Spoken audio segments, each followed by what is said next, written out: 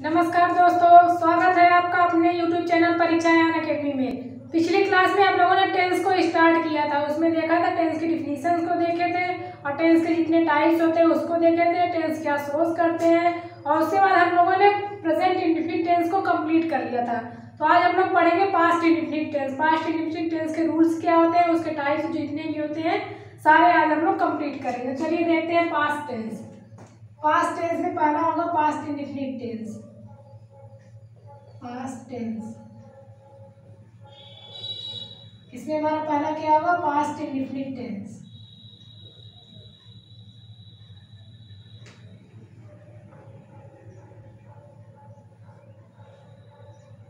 Past indefinite या इसको simple past भी कहते हैं या सिंपल पास्ट।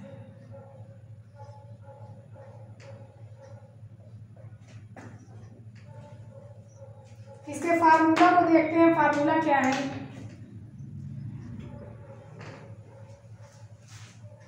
हम लोगों ने पिछले सारे टेंस को जितने प्रेजेंट टेंस के जितने भी टाइप्स पढ़े थे सबको हम लोग फार्मूला के हिसाब से ही देखा था।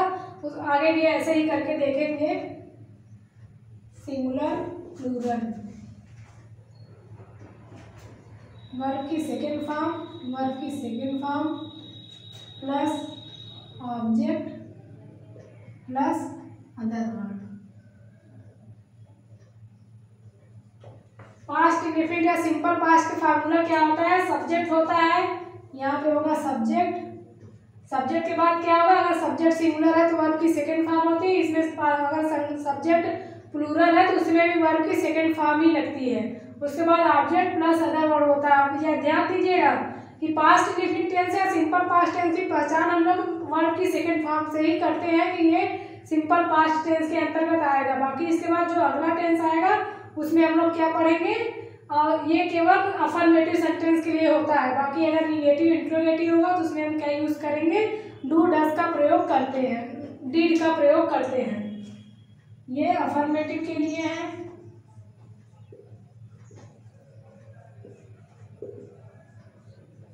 ये किसके लिए होगा, अफर्मेटिव के लिए फार्मूला है। बाकी निगेटिव इंट्रोगेटिव क्या यूज होगा, निगेटिव इंट्रोगेटिव,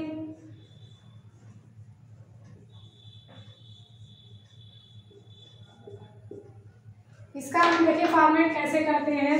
सब्जेक्ट होगा प्लस हेल्पिंग वर्ब में क्या होगा, डिड होगा, प्लस वर्ब की first form plus object. Helping verb के बाद क्या होगा, नॉट का प्रयोग करेंगे। Helping verb plus not plus verb की फर्स्ट फॉर्म प्लस ऑब्जेक्ट।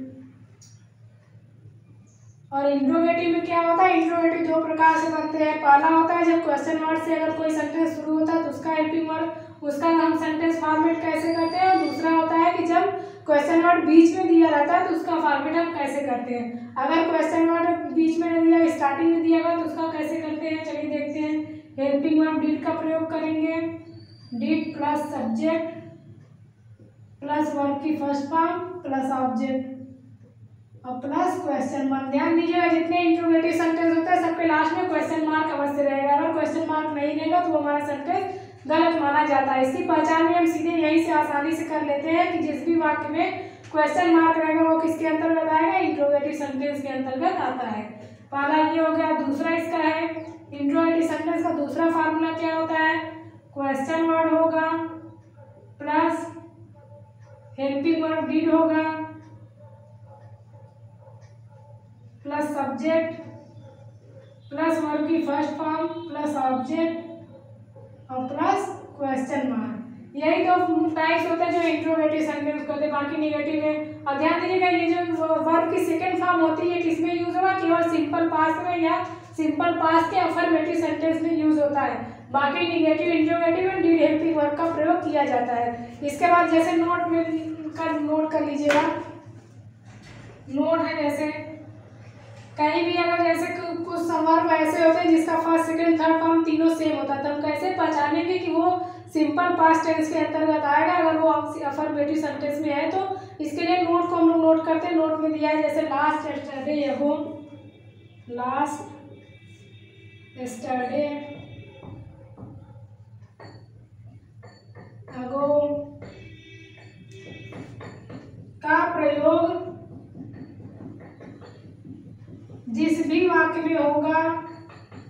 जिस भी वाक्य में होगा वह सेंटेंस सिंपल पास्ट का होगा, सिंपल पास्ट का होता है। और ध्यान दें ये सबसे इम्पोर्टेंट है, जिसमें ऐसे वो जो वर्ब के फर्स्ट सेकंड थर्ड फॉर्म से जैसे लेट अगर दे दिया वर्ब में, वर्ब की first second third form let ही होता है। कट का दे दिया कट, तो हम कैसे पहचानेंगे कि वो ये सिंपल पास्ट का टेंस है? तो उसमें हम देखेंगे लास्ट यस्टरडे या एगो लास्ट में दिया रहेगा। अगर यही तीनों पहचान है, अगर इस ये सेंटेंस में दिया जाएगा तो किसके अंतर्गत आएगा? वो पास्ट इंडेफिनिट के अंतर, पास्ट इंडेफिनिट या सिंपल पास्ट के अफर्मेटिव सेंटेंस के अंतर्गत आता है। जैसे एग्जांपल देखते हैं, एग्जांपल दिया गया है, I went to Mumbai yesterday, I went to Mumbai yesterday. ये किस प्रकार का सेंटेंस है? तो सिंपल पास्ट का टेंस है। यहाँ पे देखिए हेल्पिंग वर्ब ना देके बल्कि वर्ब की सेकंड फॉर्म दिया, हमने बताया वर्ब की सेकंड फॉर्म सिंपल पास्ट के अफर्मेटिव सेंटेंस में प्रयोग किया जाता है। अगला सेंटेंस है, I came to see me last, he came to see me, she came to see me last night.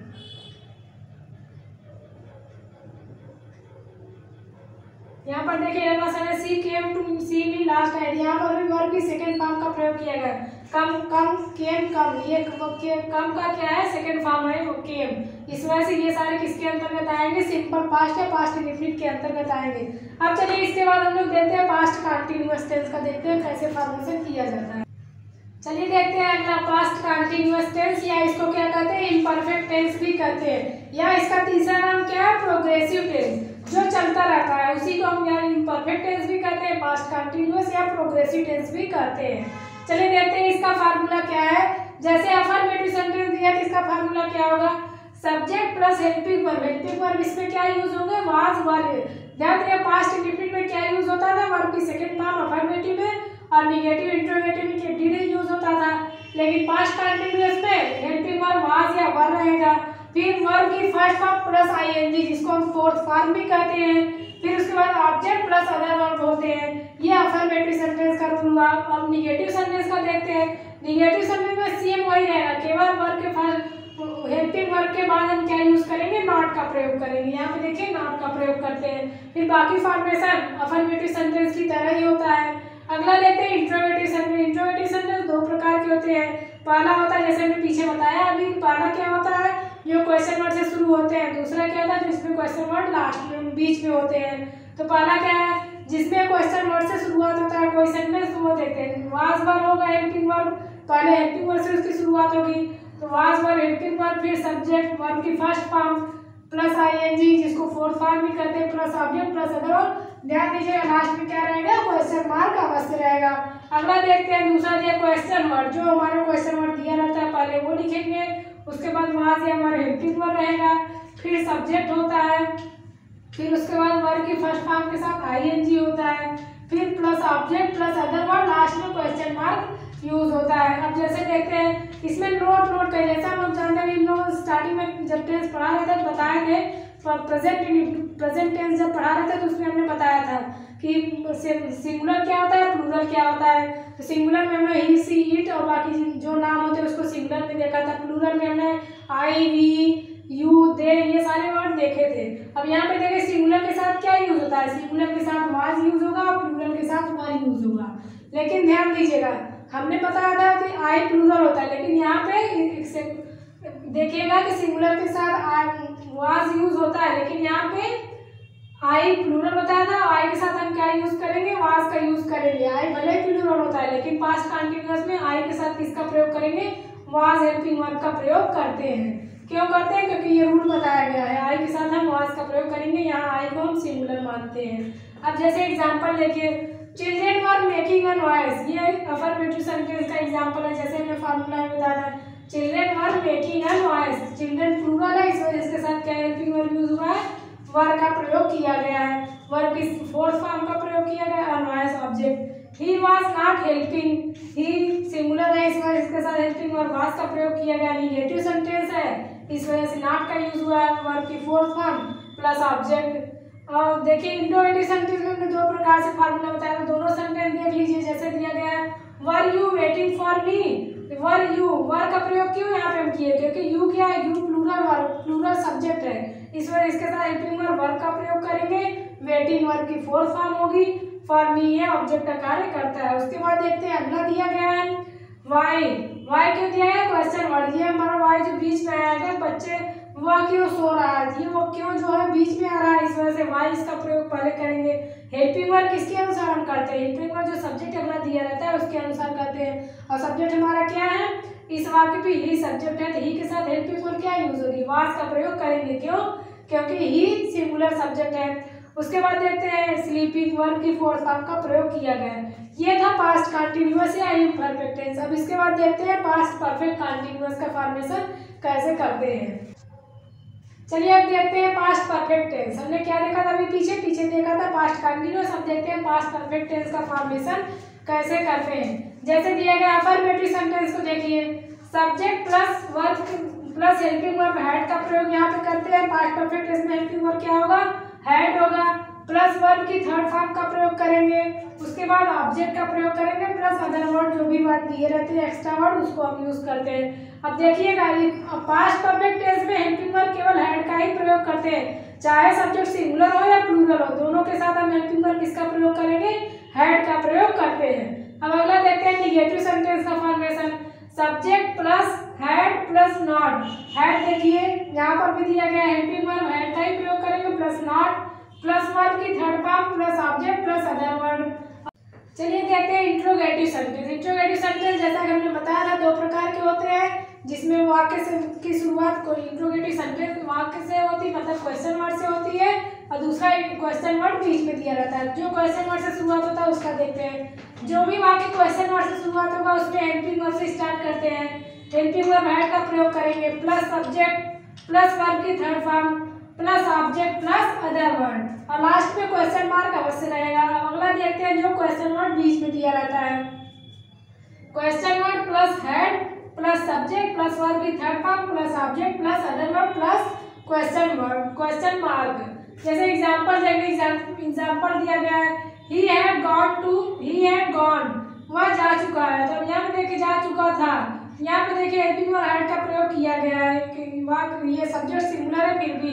और उसके बाद देखते हैं they had completed their work, तो यहाँ पे देखिए हेल्पिंग वर्ब दे दिया, ये सब्जेक्ट क्या है, दे क्या है, प्लूरल सब्जेक्ट है, तो उसके साथ ये हेल्पिंग वर्ब किसका प्रयोग करेंगे, हैड का प्रयोग करेंगे, क्योंकि हमने पहले ही बताया है कि जहाँ ये प्रेजेंट पर पास्ट परफेक्ट टेंस में हेल्पिंग वर्ब केवल हैड का ही प्रयोग होता है, चाहे सब्जेक्ट सिंगुलर हो या प्लूरल हो।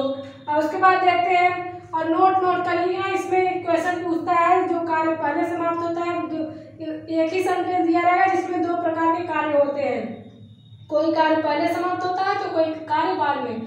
यहाँ पे देखिए जिस भी वाक्य में बीच में बिफोर दिया रहेगा, तो जो कार्य पहले समाप्त होता है उसको हम करेंगे पास्ट परफेक्ट टेंस में, और जो कार्य बाद में समाप्त होगा उसको किस में करेंगे, तो पास्ट इंडेफिनिट टेंस में उसका फॉर्मेशन करते हैं। अगला दिया गया है जो जिस भी वाक्य में आफ्टर का यूज हुआ रहेगा, आफ्टर का यूज हुआ रहेगा, तो जो उस वाक्य में जो कार्य पहले समाप्त होगा उसको हम पास्ट इंडेफिनिट टेंस में करेंगे, और जो कार्य बाद में समाप्त होता है उसको हम क्या करेंगे, पास्ट परफेक्ट टेंस में उसका फॉर्मेशन करते हैं। जैसे एग्जांपल दिया गया है, एग्जांपल है the crowd had gathered before the PM reached meeting place, PM के मीटिंग प्लेस से पहुंचने से पहले ही भीड़ जुट चुकी थी। यहाँ पे जो कार्य पहले समाप्त होगा उसको क्या करेंगे, पास्ट परफेक्ट टेंस में करेंगे। तो पहले के यहाँ पे कार्य कौन सा समाप्त हो रहा है, तो पहले कार्य भीड़ की जुटनी समाप्त हो रही, मतलब द क्राउड हैड गैदर्ड, इनका कार्य समाप्त हो रहा है, इस वजह इसका क्या किस में फॉर्मेशन करेंगे,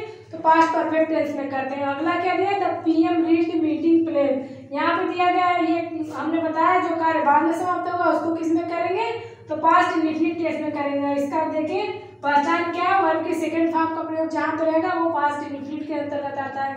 अगला देखते हैं जिसमें आफ्टर का यूज हुआ रहेगा।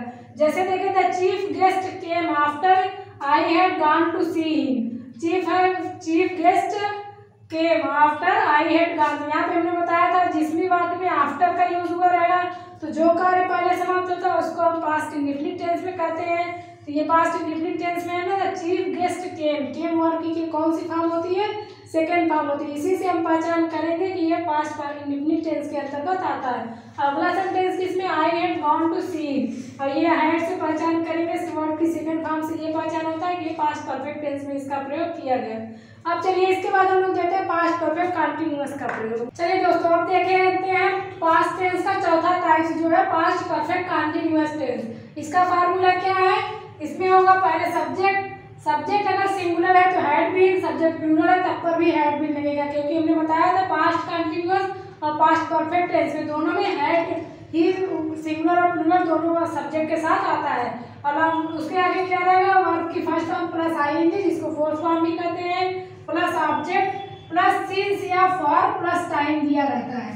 सिंस या फॉर किसके अनुसार रहेगा, हमने बताया था अभी प्रेजेंट टेंस जब पढ़ा रहा था उसमें बताया था सिंस पॉइंट ऑफ टाइम के लिए यूज होता है, फॉर पीरियड ऑफ टाइम के लिए यूज होता है। हमने डिटेल में सब कुछ बता भी दिया था कि सिंस का प्रयोग कौन से टाइम्स ऐसे होते हैं जो पीरियड ऑफ टाइम के अंतर्गत आते हैं और कौन से टाइम्स ऐसे होते हैं जो पॉइंट ऑफ टाइम के अंतर्गत आते हैं, उसको हमने डिटेल में पढ़ा दिया था। अब उसके बाद देखते हैं एग्जांपल दिया गया है, she had been sing a song for 2 minutes. 2 minutes क्या है, ये पीरियड ऑफ टाइम है, क्यों, क्योंकि ये निश्चित नहीं कौन से 2 मिनट की बात हो रही, इस बार इसके साथ कौन सा प्रीपोजिशन यूज होगा, प्रीपोजिशन फॉर का प्रयोग किया गया है। अब अगला एग्जांपल देखिए सी यहाँ पे सिंगुलर है फिर भी इसके साथ हैड का प्रयोग हुआ है, आई प्लूरल के अंतर्गत आता है फिर भी इसके साथ हैड का प्रयोग किया गया, क्यों, क्योंकि हमने बताया दोनों में हैड ही हेल्पिंग वर्ब का यूज किया जाता है। I had been reading a novel since 2008। यहाँ पे देखिए 2008, ये निश्चित है 2008 की बात की जा रही है, यहाँ पे ये कोई नहीं है कि कौन से साल की बात की जा रही है, तो अगर पूछा जाएगा तो हम डायरेक्ट बताएंगे 2008 की बात की जा रही है, तो इसके साथ प्रीपोजिशन किसका प्रयोग किया जाएगा, सिंस का प्रयोग किया जाएगा। क्यों किया जाएगा, क्योंकि 2008 क्या है, ये पॉइंट ऑफ टाइम के अंतर्गत आता है। अब इसके बाद चलिए देखते हैं, हम लोगों ने पास्ट टेंस को कंप्लीट कर लिया। अब उसके बाद हमारा अगला टेंस कौन सा होगा, हमारा अगला और तीसरा टेंस जो कि लास्ट टेंस है फ्यूचर टेंस। फ्यूचर टेंस भी कितने भागों में बांटा गया है, 4 भागों में बांटा गया है, जिसमें पहला हम लोग देखेंगे future indefinite tense. Future indefinite tense इसको देखते हैं, इसको फ्यूचर सिंपल टेंस है, सिंपल फ्यूचर टेंस भी कहते हैं। इसके जो फार्मूला है चलिए देखते हैं, फार्मूला दिया गया है अफर्मेटिव, निगेटिव, इंट्रोगेटिव। अफर्मेटिव का देखिए यहाँ पे देखिए ध्यान दीजिएगा, आई वी जो सब्जेक्ट है इसके साथ शैल का प्रयोग होगा, उसके बाद वर्ब की फर्स्ट फॉर्म प्लस ऑब्जेक्ट का प्रयोग होगा। यहाँ पे शैल विल शैल हेल्पिंग वर्ब का यूज होगा, लेकिन आई वी के साथ केवल शैल का प्रयोग होता है, बाकी जो अदर वर्ड है। तो अगला देखिए रूल दिया गया है, अगला है other subject plus will plus verb की first form plus object. Other subject के अंतर्गत कौन से आएंगे, यहाँ पे आई वी के साथ शैल है, आई वी को छोड़ने के बाद जितने भी वर्ब बचते हैं वो सारे अदर सब्जेक्ट के अंतर्गत आते हैं। जैसे दिया गया रहेगा ही, सी, इट, यू, दे और नेम्स जो भी आते हैं, जितने भी नेम्स आते हैं सबके, वे सारे किसके अंतर्गत, अदर सब्जेक्ट के अंतर्गत आएंगे। यहाँ पे ध्यान केवल आई वी को छोड़कर बाकी सब आते हैं वो अदर सब्जेक्ट के अंतर्गत आएंगे। उनके साथ कौन सा हेल्पिंग वर्ब यूज होगा, हेल्पिंग वर्ब विल का प्रयोग होगा, फिर वर्ब की फर्स्ट फॉर्म प्लस ऑब्जेक्ट का प्रयोग किया जाएगा। अब देखिए निगेटिव सेंटेंस दिया गया है, निगेटिव सेंटेंस सेम वही है, सी सब्जेक्ट प्लस वर्ब विल या shall plus not plus verb की फर्स्ट फॉर्म प्लस ऑब्जेक्ट दिया गया है। यहाँ पे देखिए वर्ब की फर्स्ट फॉर्म प्लस ऑब्जेक्ट है, सेम केवल नॉट का प्रयोग कर दिया जाएगा तो वो हो जाएगा निगेटिव सेंटेंस। इंट्रोगेटिव सेंटेंस में 2 टाइप से बनते हैं, पहला है विल या shall helping verb plus subject plus verb की first form plus object plus question mark रहेगा।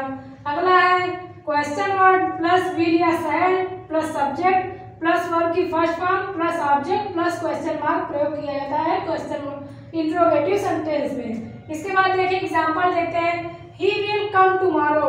ही विल कम टुमारो, यहाँ पे विल का प्रयोग क्यों किया गया है, क्योंकि यहाँ पे देखिए विल अदर सब्जेक्ट के अंतर्गत आएगा, यहाँ पे ही अदर सब्जेक्ट के अंदर, इसकी वजह से यहाँ पे विल का प्रयोग किया गया। यहाँ पे आई या वी रहता तो शैल का प्रयोग करते। अगला क्या दिया गया, they will not play cricket. They will not play cricket, ये भी उसके अंतर्गत आएगा, आई वी के अलावा है, इस वजह से इसके साथ विल का प्रयोग किया गया है। और देखिए अगला दिया गया है will he meet me today, question interrogative sentence दिया गया है, will he meet me today. यहाँ पे देखिए विल किसके अनुसार, ही के अनुसार प्रयोग हुआ है, तो यहाँ पर भी ये सेंटेंस क्वेश्चन मार्क लास्ट में यूज होगा। अगला दिया what shall we do now, shall यहाँ पर किस वजह से प्रयोग किया गया, क्यों, क्योंकि यहाँ पे देखिए आई और वी के अंतर्गत आएगा। यहाँ पे वी दिया गया, हमने पहले बताया आई वी के साथ शैल का प्रयोग करेंगे, उसके बाकी जो अन्य बचते हैं उसके साथ विल का प्रयोग करते हैं। यहाँ पे सब्जेक्ट के अनुसार इस हेल्पिंग वर्ब का प्रयोग किया गया, यहाँ वी के अनुसार शैल का प्रयोग किया। What shall we do now, हम आप क्या करेंगे, तो यहाँ पे ये समझे। अब इसके बाद चलिए देखते हैं फ्यूचर कंटीन्यूअस टेंस का प्रयोग कैसे करते हैं। चलिए देखते हैं फ्यूचर टेंस के दूसरा टाइप जो है फ्यूचर कंटीन्यूअस टेंस। इसका फार्मूला क्या होता है, अफर्मेटिव सेंटेंस में सब्जेक्ट प्लस विल या शैल प्लस बी। इसमें ध्यान दीजिएगा, इंडेफिनिट में क्या था, सब्जेक्ट विल या शैल केवल हेल्पिंग वर्ब था, लेकिन इसमें क्या बढ़ता है, बी बढ़ जाता है। वर्ब की फोर्थ फॉर्म मतलब verb plus first form plus ING का यूज करते हैं। क्या यूज करते हैं, कंटीन्यूअस में विल शैल हेल्पिंग वर्ब वही रहता है, इसमें केवल बी बढ़ता है, वर्ब की फर्स्ट फॉर्म के साथ आईएनजी का प्रयोग करते हैं। अगला देखिए negative sentence, he will not, देखिए सब्जेक्ट प्लस विल या शैल, सब्जेक्ट प्लस विल या शैल प्लस बी के पहले ही नॉट का प्रयोग करते हैं, नॉट बी के पहले करेंगे उसके बाद बी का करते हैं, फिर वर्ब की फोर्थ फॉर्म प्लस ऑब्जेक्ट का प्रयोग करते हैं। अगला देखिए इंट्रोगेटिव सेंटेंस में विल या shall plus subject plus be plus verb की first form plus object plus question mark. अब फिर उसके बाद देखते हैं अगला जो इंट्रोगेटिव का दूसरा रूप होता है, क्वेश्चन वर्ड प्लस विल या shall plus subject plus be plus verb की fourth form plus object plus question mark का प्रयोग करते हैं। अब चलिए एग्जांपल ले लेते हैं फ्यूचर कंटीन्यूअस टेंस का। जैसे दिया गया ही विल बी कमिंग, वह आ रहा होगा, ये क्या है, ही विल बी कमिंग। अगला देखते हैं he will not be waiting for मी। यहाँ पे ध्यान दीजिएगा, जो हम ये हेल्पिंग वर्ब दिया गया है यहाँ पे देखिए साथ में दिया जाता है विल या शैल, लेकिन जब हम निगेटिव सेंटेंस फॉर्मेट करते हैं तो उसके साथ नॉट का प्रयोग कहाँ करेंगे, विल या शैल का यूज करने पर, उसके बाद नॉट का प्रयोग करके तब लास्ट में करते हैं बी का प्रयोग करते हैं, ये ध्यान दीजिएगा बस। फिर वेटिंग फॉर मी। अगला देखते हैं शैल आई बी लर्निंग ग्रामर। यहाँ पर भी देखिएगा जो question word question interrogative sentence होते हैं उसमें हेल्पिंग वर्ब विल या शैल का प्रयोग पहले करते हैं, फिर सब्जेक्ट का प्रयोग करते हैं, फिर उसके बाद बी का प्रयोग करते हैं, फिर वर्ब की fourth form plus object plus question mark का प्रयोग करते हैं। ये था फ्यूचर कंटीन्यूअस टेंस। अब इसके बाद चलिए देखते हैं फ्यूचर टेंस का जो तीसरा टाइप होता है फ्यूचर परफेक्ट टेंस, उसको देखते हैं। फ्यूचर परफेक्ट टेंस में दिया गया है अफर्मेटिव का रूल या फार्मूला देखिए, सब्जेक्ट प्लस विल या शैल प्लस, यहाँ पे देखिए हैव पड़ता है, वहाँ पे बी की जगह बी रहता है, लेकिन अगले सेंटेंस में जो फ्यूचर परफेक्ट टेंस होगा उसमें किसकी बढ़ोतरी होती है, तो हैव पड़ता है, फिर वर्ब की थर्ड फॉर्म होती है, फिर ऑब्जेक्ट का प्रयोग करते हैं। निगेटिव सेंटेंस में देखिए सब्जेक्ट प्लस विल या शैल प्लस नॉट प्लस है प्लस वर्ब की थर्ड फॉर्म प्लस ऑब्जेक्ट। अब वहीं पे इंट्रोगेटिव सेंटेंस में देखिए विल या शैल प्लस सब्जेक्ट प्लस है प्लस वर्ब की third form plus object plus question mark का प्रयोग करते हैं, यहाँ और क्वेश्चन मार्क का प्रयोग करते हैं। इंट्रोगेटिव सेंटेंस में जो दूसरा रूप होता है उसको देखिए, जो कोई क्वेश्चन वर्ड से जिसकी शुरुआत होती है, यहाँ पे क्वेश्चन वर्ड प्लस विल या शैल प्लस सब्जेक्ट प्लस है प्लस वर्ब की थर्ड फॉर्म प्लस ऑब्जेक्ट। यहाँ पे निगेटिव सेंटेंस में जरूर ध्यान दीजिएगा कि है या विल का प्रयोग जहाँ पे रहता है तो उसमें हम नॉट का प्रयोग पहले करते हैं, उसके बाद बी या हैव का प्रयोग करते हैं। अगला अब एग्जाम्पल देखिए, इसका एग्जाम्पल दिया गया है ही विल हैव रीच्ड कोचिंग। यहाँ पे क्या दिया गया, he will have reached coaching, ये क्या अफर्मेटिव सेंटेंस का एग्जाम्पल है। अब निगेटिव सेंटेंस का एग्जाम्पल देखते हैं, they will not have completed their work. यहाँ पे देखिए देयर होगा, देयर वर्क।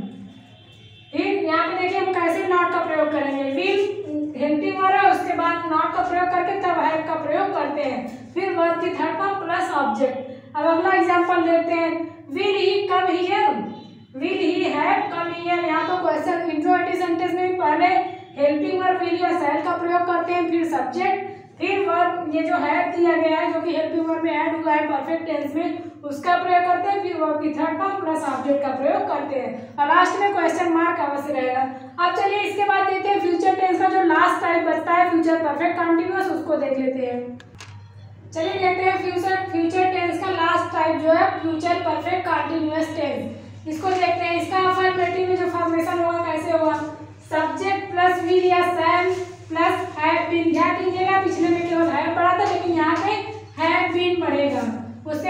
वर्ब की फोर्थ फॉर्म मतलब वर्ब की first form plus ING plus object. अब यहाँ पे ध्यान दीजिएगा, अभी तक हम लोगों ने जो time point of time period of time के लिए जो यूज होता है केवल सिंस और फार, लेकिन यहाँ पे हम प्रीपोजिशन देखेंगे सिंस या फार या बाय या टिल, ये 4 प्रीपोजिशन यूज होते हैं फ्यूचर परफेक्ट कंटीन्यूअस टेंस में। ये देखना होगा कि कब में यूज होगा, तो वो सेंटेंस के भाव के अनुसार हम वहाँ पे यूज करेंगे कि कौन से प्रीपोजिशन का प्रयोग हम करेंगे। प्लस उसके बाद क्या होगा, टाइम होगा। ये प्रीपोजिशन आज ध्यान दीजिएगा कि ये चारों प्रीपोजिशन जो है फ्यूचर परफेक्ट कंटीन्यूअस में यूज हो सकते हैं। बाकी पिछले सेंटेंस जितना हमने पढ़ा था उसमें क्या था, सिंस या फार का केवल प्रयोग किया गया था। अब उसके बाद देखते हैं निगेटिव सेंटेंस का फॉर्मेशन। निगेटिव सेंटेंस में है सब्जेक्ट प्लस विल या शैल प्लस नॉट, उसके बाद क्या होगा, उसके बाद plus have been plus verb की fourth form plus object plus वही सिंस फॉर बाय या टिल, ये चारों प्रीपोजिशन में से कोई भी प्रीपोजिशन यूज कर सकते हैं और प्लस टाइम का यूज करेंगे। अब अगला देखते हैं इंट्रोगेटिव सेंटेंस का फॉर्मेशन कैसे होता है। इंट्रोगेटिव सेंटेंस दो तरह से फॉर्मेट होते हैं, हमने अभी तक कई बार बता दिया है।